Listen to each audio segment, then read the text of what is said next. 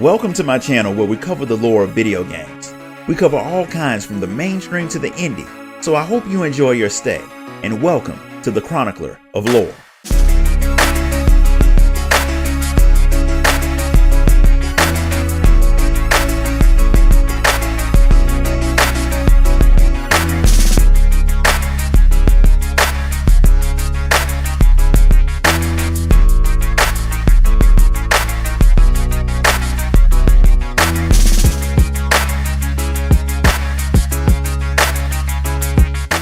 Frey Holland doesn't have what you'd call a good life. Things have been rough for her, and that's led to her having quite a few run-ins with the law in her 21 years of life. You could say it was fate since her parents abandoned her near the Holland Tunnel in New York, and the very first people who found her were actually cops, so technically she's been at home in handcuffs from day one, and the fact that she keeps stealing things is the reason for her repeat visits to prison. You would think that since she has that much practice as a thief, she would have learned to avoid getting caught, but apparently she hasn't learned that lesson yet. She has a very high chance of never learning that lesson since her current run-in with the law puts her on strike number 3, which usually gets you locked up for as long as the judge wants, just to keep them from having to deal with you anymore. But this particular judge is well aware of Frey's crappy life situation and decides to give her one last chance to get her stuff together. But she says if she sees her in court again, she's going to put her away for life, which means it's in her best interest to not do any more crimes.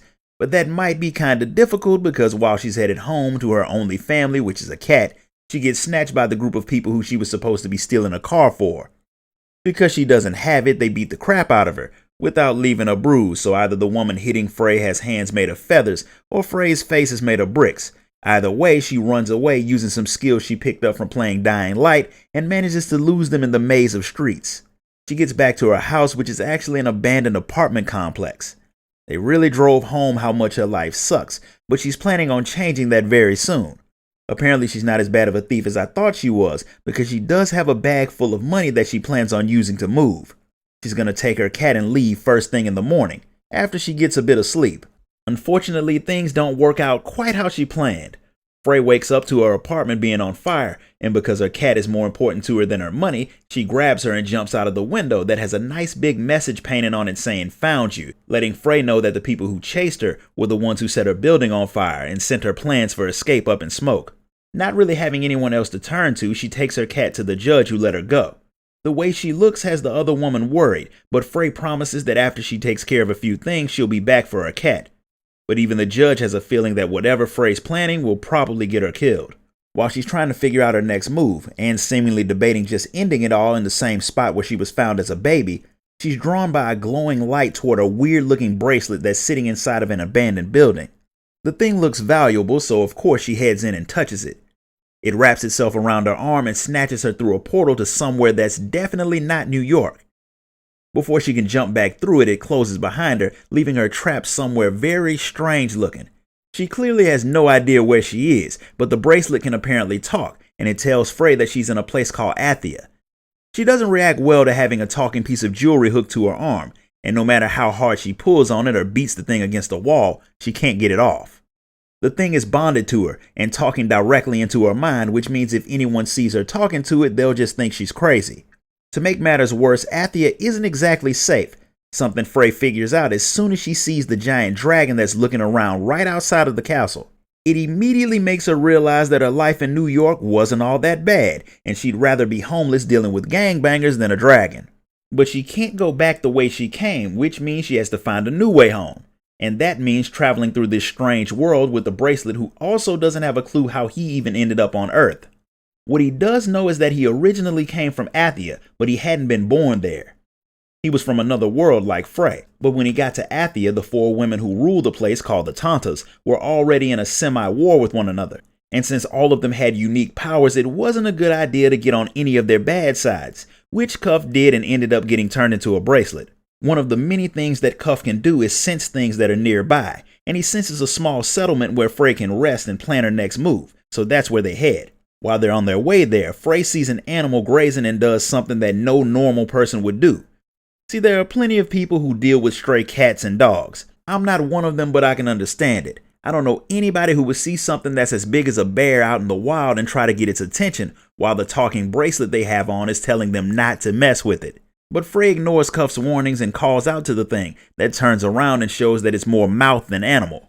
It tries to eat her, but being linked to Cuff lets Frey knock the thing away with her mind. After she kills it with her newfound powers, something she's just as excited about as anyone else would be, she realizes that there was more than one of the weirdly mutated monsters. She puts them down, and despite getting more confirmation that the place is anything but safe, she isn't in the least bit more cautious as she makes her way to the settlement that Cuff had mentioned. When she gets closer to it, she can see a weird fog in the air that feels strange enough to make her want to go back the way she came. But other than making her nervous, the fog's not really doing all that much to her. Since going back the way she came won't really help her all that much, she keeps going into the settlement that's abandoned aside from more mutated animals that are all doing a good job of making her miss her life of poverty. After nearly being eaten by an even bigger creature which gets the attention of an entire pack of them, Frey decides that it might be a better idea to just run away. Fortunately for her, her power she got lets her run a lot faster than normal, and mixing that with her Prince of Persia skills helps her avoid the monsters and get deeper into the very empty town. Not only are there no people, but everything seems to have been badly damaged either by fighting or the creepy mist. But even though she doesn't find any other people, she does find a house that's relatively undamaged and void of all forms of critter that does have one thing that she desperately needs: a place to rest for a minute. She gets a little bit of sleep, but a storm made up of the creepy mist covers the town. Frey calls it the break after she sees it cause a pack of animals to break apart. After seeing what happened to the animals, she doesn't want to stick around to see if this much more intense version of the mist can actually hurt her. But her path out of the ruins gets blocked by the dragon that she saw earlier, and she's forced to do the one thing that she had really tried to avoid, and that's fight it. Frey does the best that she can with her new powers, but the dragon is way too much for her to handle. It picks her up and carries her off, likely planning on taking her to its nest so it can eat her slowly. So since she's likely dead either way, she shoots the dragon so it'll drop her, since she has a better chance of surviving the fall than any more time with the creature. She does survive, and it turns out that the place where the dragon dropped her was a city with actual people. You would think that would be a good thing, but seeing as how Frey came to the city through an area where nothing can survive but monsters, they detain her and take her at spear point to the council chambers, where the leaders of the city and most of the people have gathered to find out who Frey is and what to do with her. She's not exactly cooperative, which doesn't help her much, and even Cuff tells her that she should probably think a little bit more before she talks, but she ignores his advice. The people think she's talking to demons since they can't hear Cuff, and she doesn't make her situation better by saying she's from Hell's Kitchen.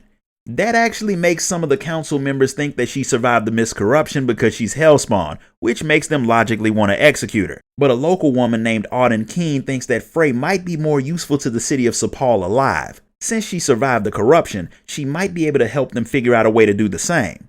Some of the council members agree, so they won't execute Frey unless she proves to be a threat. They will, however, lock her up in a tower prison until they figure out what to do with her. She's not exactly a fan of going to jail when she actually didn't do anything, so she resists and is knocked out and locked up anyway. The constant bouts of bad luck have really started to get to Frey. She misses New York, something that Cuff thinks is weird since she had really wanted to escape the place, but in her defense, nothing had tried to eat her there, which I do think is a valid reason to want to go back home. After thinking about it for a moment, she realizes that she can use her new magic to break out of the prison, but Cuff warns her that if the people see her using those powers, they'll hang her for being a heretic, and while she does have abilities, she can't fight the entire city. Lucky for her, she doesn't have to.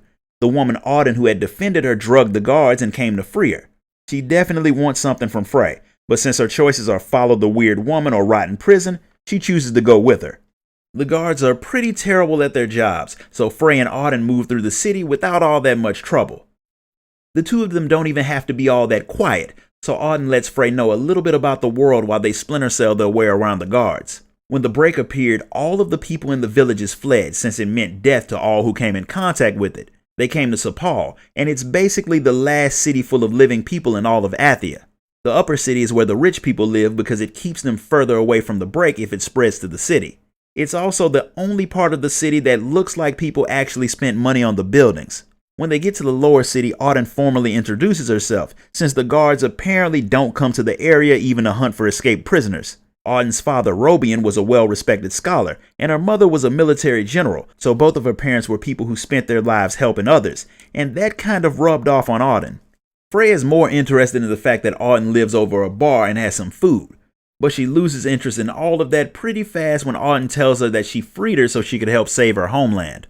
She's not interested in whatever the woman has in mind, but that changes when Auden lets her know that she knows about the portal that brought Frey to Athea, and she might be able to help her get home.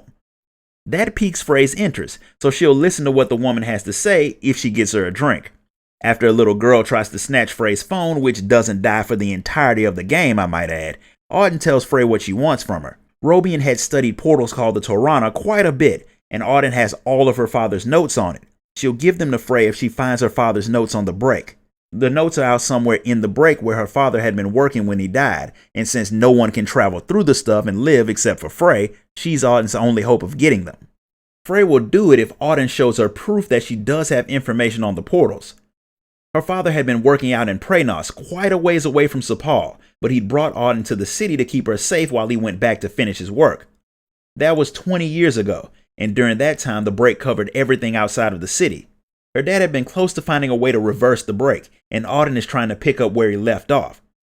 She shows Frey that she does in fact have his notes on the portals, so she agrees to go and get Robian's research on the break after she gets a bit of sleep, because this is going to be a very long journey.